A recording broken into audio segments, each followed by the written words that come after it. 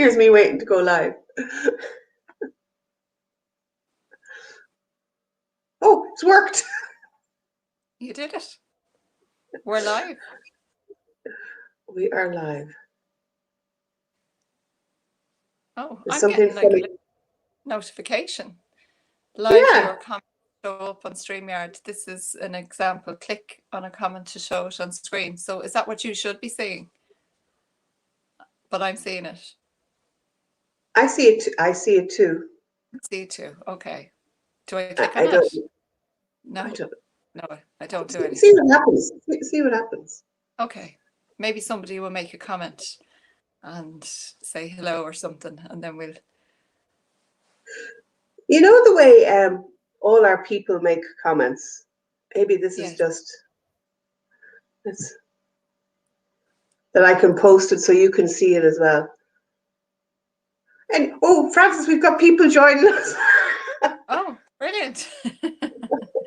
Not just the duck on the screen. Hang on, let's see if I can get rid of him. I don't even know how to get rid of the duck. He's quite nice. Oh, Fiona, you're very welcome. So let's see. Oh, I got rid of the duck. Oh. So is it okay, Lisa, if I push on your thing and see if it shows up? So Lisa's just joined us, so I'll push on.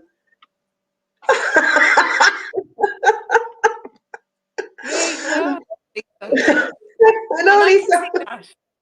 I can see it too. This will really help, when the questions come in, Francis. You know the way that I have with my dyslexia, that I'm a bit slow at reading. So this will be great. I'll get you to do all the hard work now. You're great, Maeve. Can't be saying anything otherwise to yourself. And Fiona's joined us. Hi, Fiona. Oh my God, this is so lovely. I can see it. I can see everybody. So we're so high tech, Francis. We are so high tech. So if you don't want me to put your comments on the screen for the world to see, let me know. But if you don't mind, we'll click on it and we'll play. Jennifer has joined us. So I'll go pop up Jennifer on the screen. Hi, Jennifer. And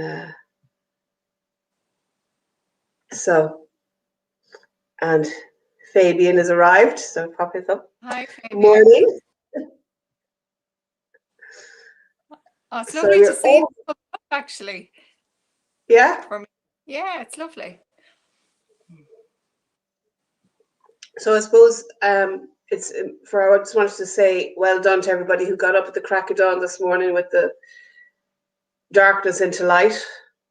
Mm-hmm. Yeah. There was even people in the West that were doing swimming this morning. Yeah, there was a few over this area as well. Yeah, brilliant. So fair play to you. I was still asleep. Me too.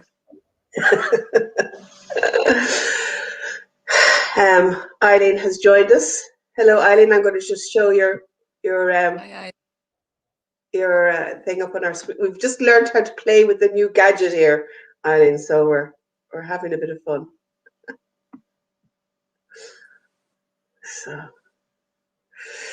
So you're all very welcome on this lovely Saturday morning. Good woman. So I suppose we've been trying to make talking about therapy and mental health kind of normal conversation over the past year. And it's always lovely to watch how we've changed, Francis. Stop. Do you watch the ones that come up in memories? Yeah. And how even the questions have changed over time, and how more interactive our whole ramblings have become. And I must say, I really like it. I really like our rambling tangents and how they have grown over the years. Me too. So Lisa's saying that she's missed us. We've missed you too, Lisa. And I suppose when we used to do this every day. I know, every day. What on earth did we talk about every day? Yeah. Oh, well, we did. We found plenty to talk about, didn't we? Yeah, we did. So I know that you have a few questions that came in, Frances. Will we start off with the ball rolling? Yes, yes. So I suppose this is a topical one, given where things are at the moment. And I suppose it's, coming back, re-emerging into life. I know it's happening in stages, but I suppose the question was just, how do we look after those anxious feelings when we're re-emerging into normal life? Yeah. After lockdown. Yeah. And one of my friends was actually saying that, that the idea of things opening up is frightening for her because she's been feeling safe in her little world, and somewhere her thoughts have gone a bit all over the place, going, oh God, I won't be safe.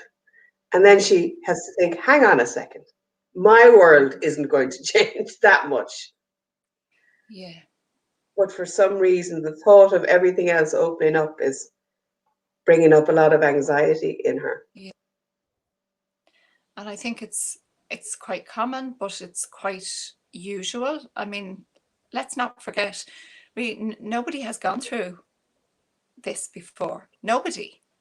Okay, there are other countries who have re-emerged and they're doing, but I think every country is different.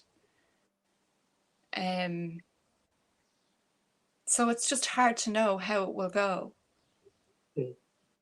So it's understandable for that kind of anxiety to be present. What's going to happen? Will we end up back in lockdown again? Mm-hmm. So I noticed for myself, Frances, when I head off going, oh my God, are we going to end up in lockdown? I need to bring myself back to the moment and go, right now. Yes. I'll be able to go to the hairdressers if I want to. Yes. Yes. I'll be able to go to a stationery shop and peruse the shelves. Yes. Yeah. And they're even talking about that now, aren't they? That, for the moment, maybe there isn't that opportunity to go in and just peruse, but you shop by appointment. So you have to make an appointment. Isn't it even in Pennies that you have to make an appointment? I don't know. My God. I see these things going up on my news feed and I don't really click into them. But yeah, I mean, look, I'm not interested in going to Pennies really, but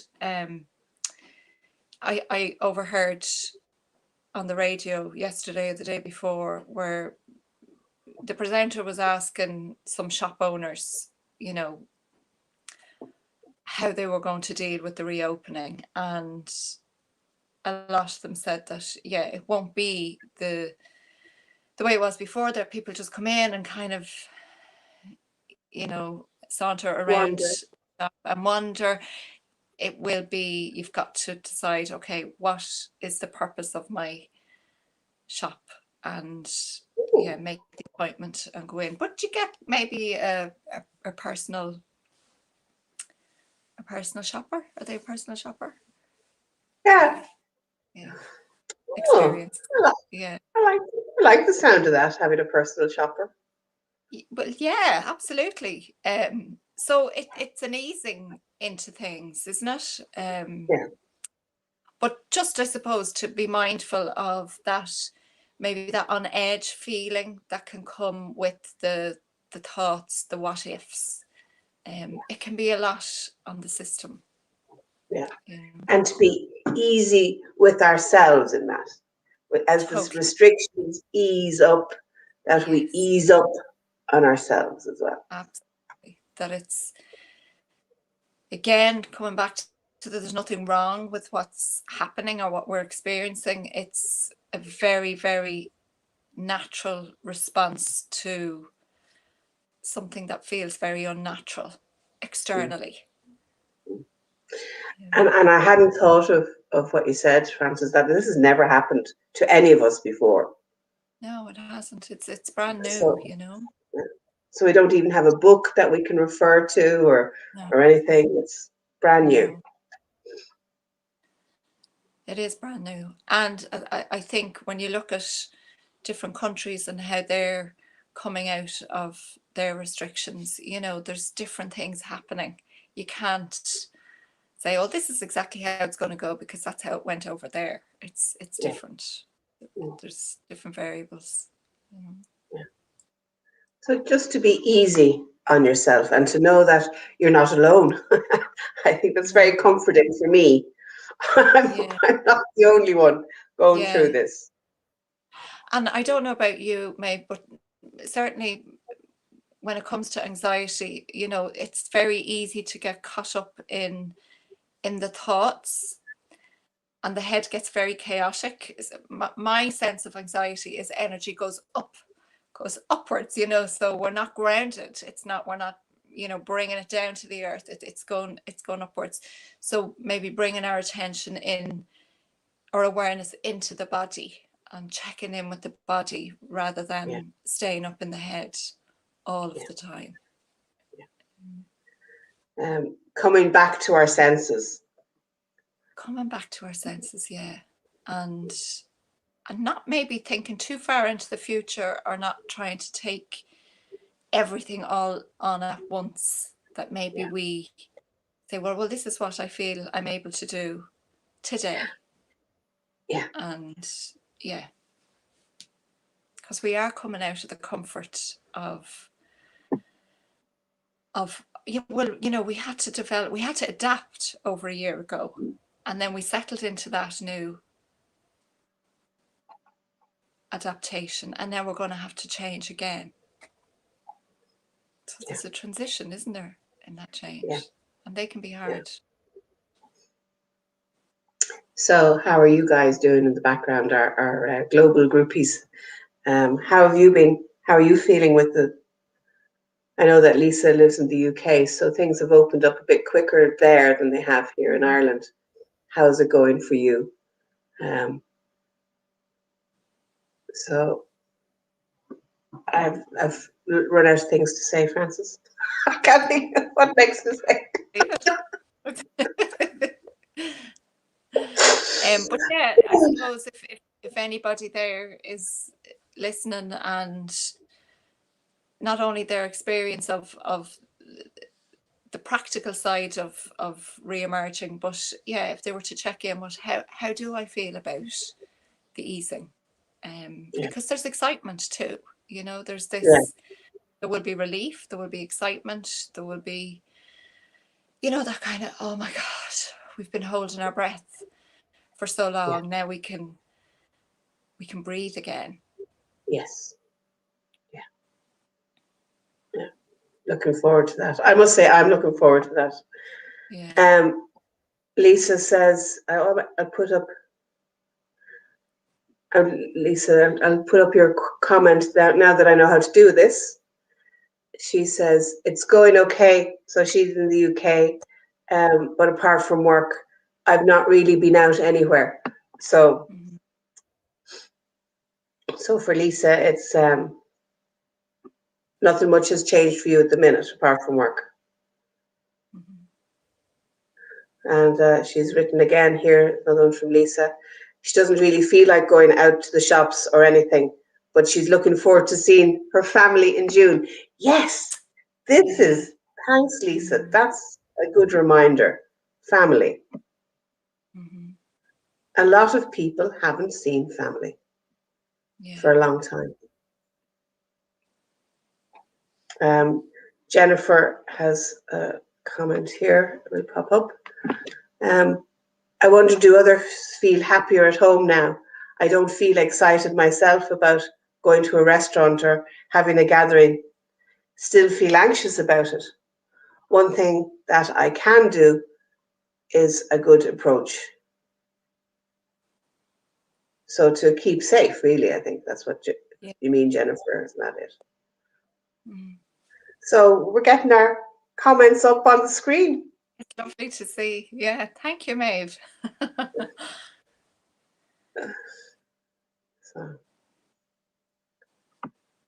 So everybody is doing the best they can, really, Yeah, with all that's happening. And that's all we can do.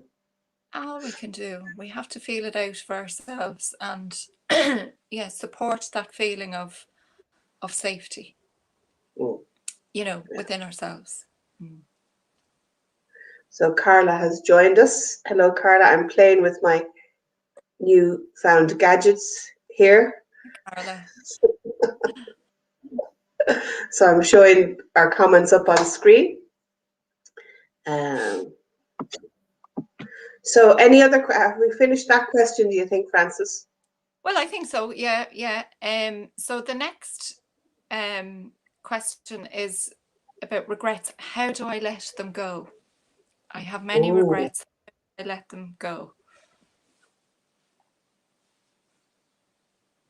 I'm getting caught up here with Jennifer saying she was referring to what Frances said about trying to think of one thing that I would be happy to do.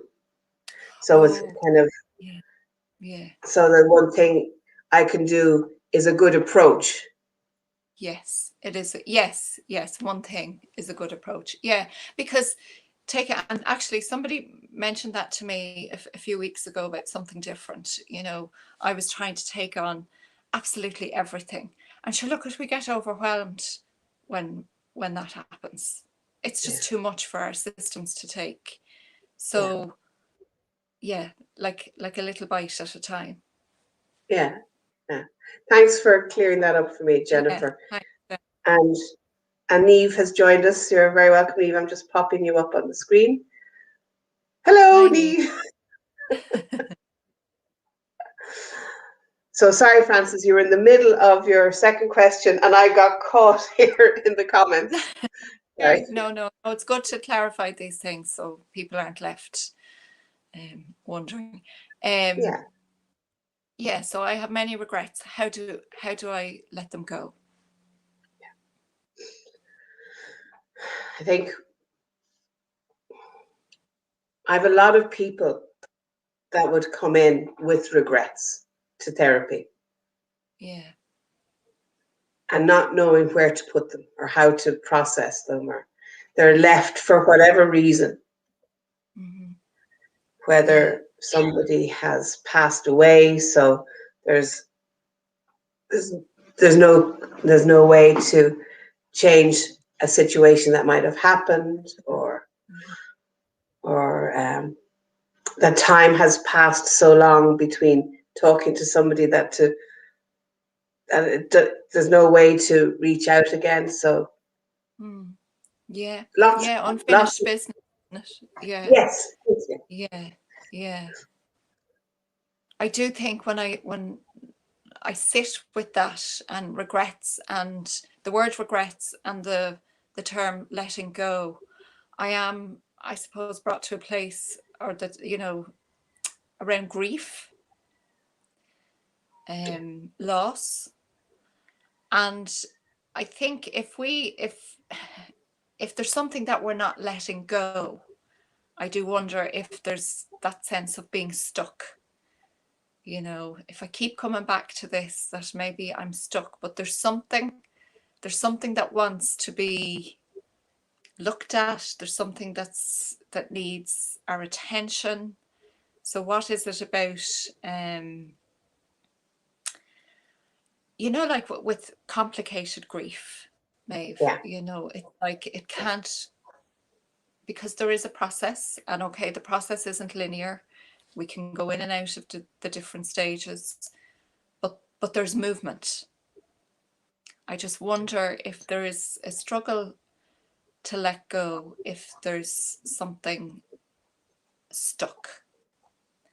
And then I started to think, and actually I was reading something about this over the week about, so let me get this right. So you can have grief without trauma, but you cannot have trauma without grief. So, and a lot of the, I suppose one of the characteristics of trauma is shock. So until we deal with the trauma or the shock, we cannot move on to the movement of grief, if that makes any sense. So again, I suppose just coming back to that, is there something about not being able to really, you know, when there's shock, there's a sense that life is surreal. I haven't quite gone into that experience and lived it, acknowledged it, sat with it. Because until that happens, we can't get to the point of letting go, because you're skipping a process, if you like. Yeah. So with yeah. So the regret of whatever it is that we regret, it's something that's stuck. Yeah, absolutely. Our relationship to it, or maybe it's just a place that we think that we've gone there, but we haven't quite gone there. Yeah. That we haven't engaged with it fully. There's still something, because it keeps coming back. Yeah. Carla has said, hang on, can I just pop it up on the screen? I think accepting and forgiving yourself. Yeah, that I think that could be important. Yeah. Yes. And I think, when we get to the place of acceptance, it indicates that we've gone through those stages of grief. But again, if we haven't really gone into the trauma and acknowledged what has happened and our experience of it, not just what has happened, but our experience of it, then it is kind of an obstacle in the way of getting to the acceptance, which is a huge part. So there's,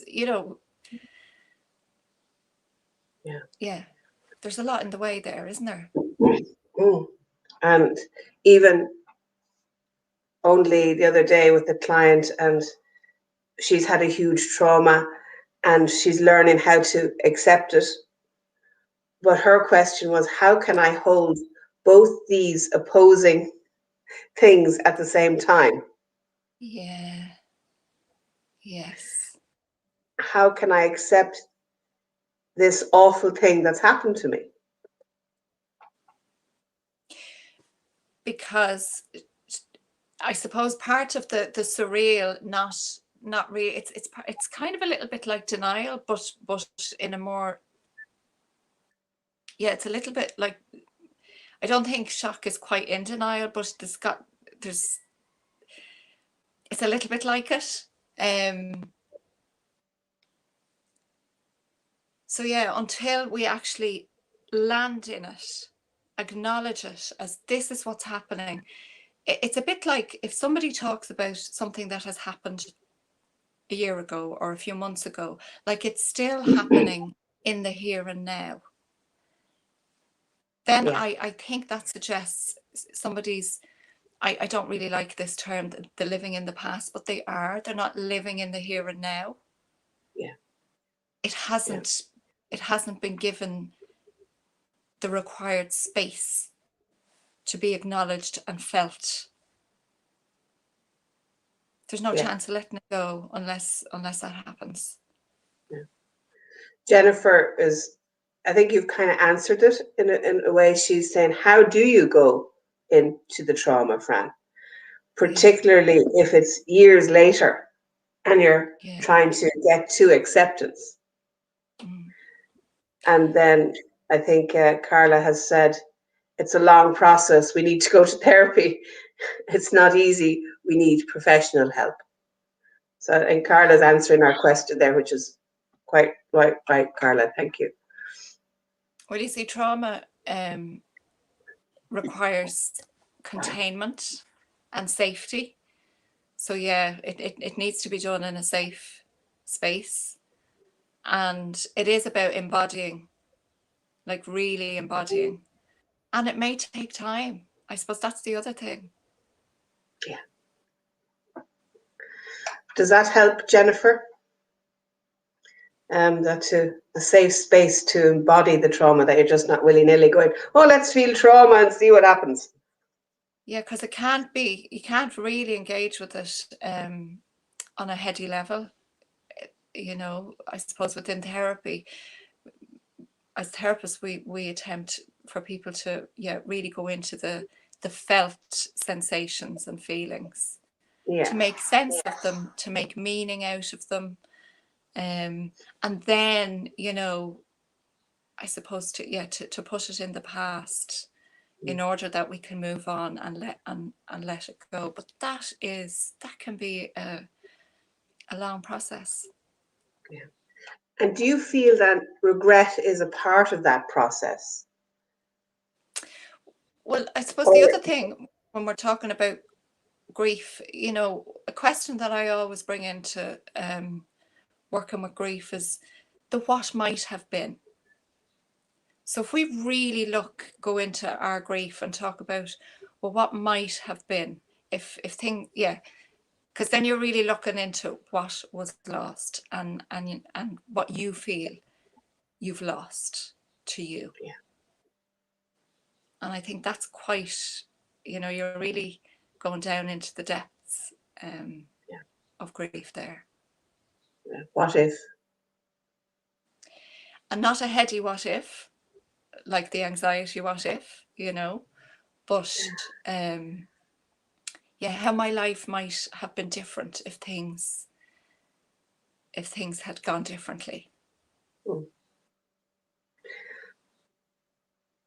I liked the way you talked about movement and about getting stuck. Yeah. And I think it can be quite easy to get stuck in the what if as well. Yeah. Mm-hmm. And Totally.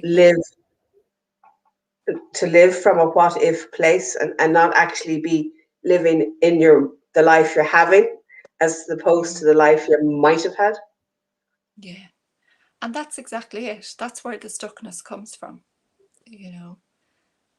So it's how we engage with the what might have been. So not the what if, but the what might have been. So we really identify what it is that we feel we've lost, and you know, embody the feelings around that, all of them. Yeah. And grief is something, my experience of grief is I don't go into it easily. You know, there's a great deal of resistance.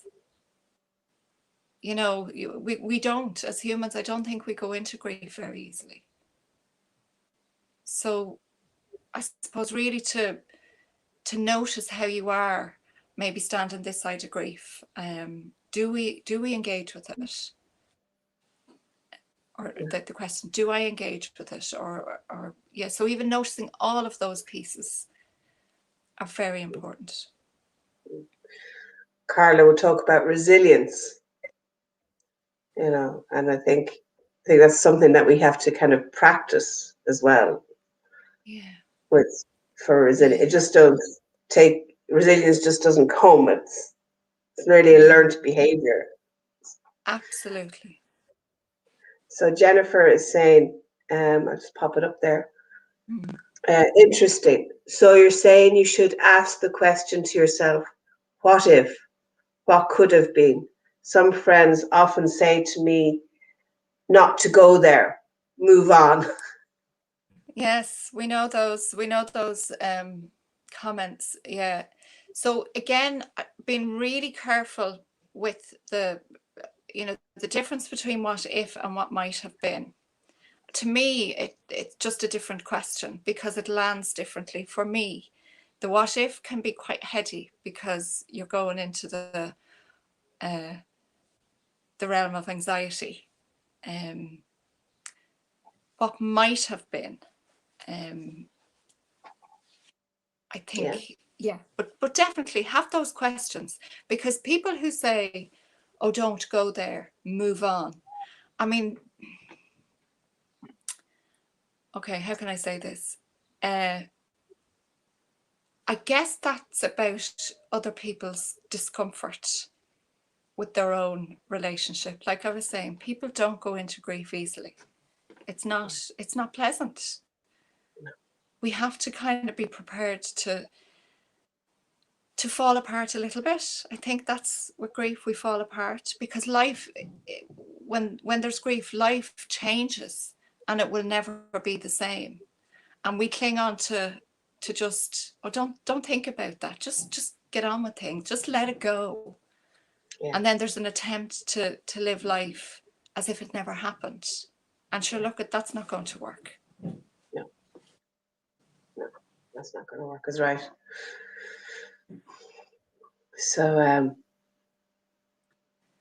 So for that person who wrote in about regret, do we have